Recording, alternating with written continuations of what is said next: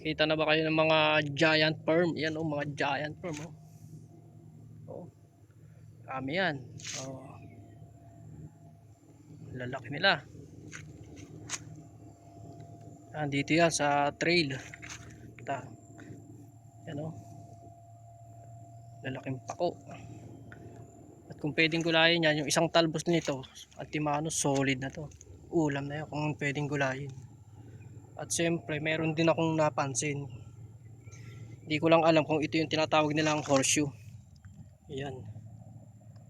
Ano sa tingin nyo? Yan ba yung horseshoe? Na tinatawag? Oh. Ayan. Show. Oh. Ayan oh, parang ano rin ang kuko ng kabayo. Ayan oh, diba? Ito siya, yun oh.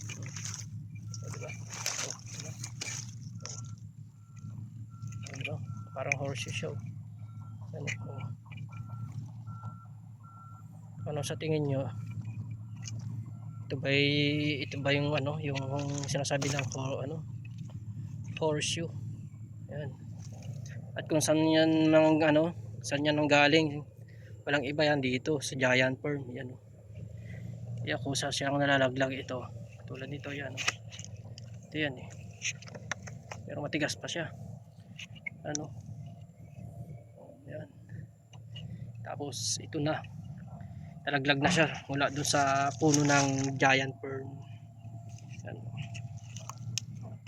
Oh. Parang paa ng kabayo, kuko. Oh, parang kuko ng kabayo. Tapos pagdating sa likod, ayan, parang sapatos. Ayan, parang sapatos.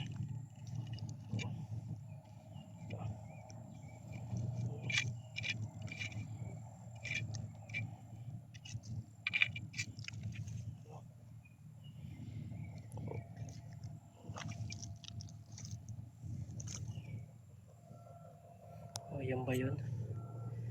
Nakikita ko, napapanood ko sa YouTube yung horseshoe kinakain nila eh. Ito kaya pwede rin kaya kainin to kung ito ay horseshoe nga. Anong sa tingin nyo? Comment na lang kung sa tingin nyo pwedeng kainin yan.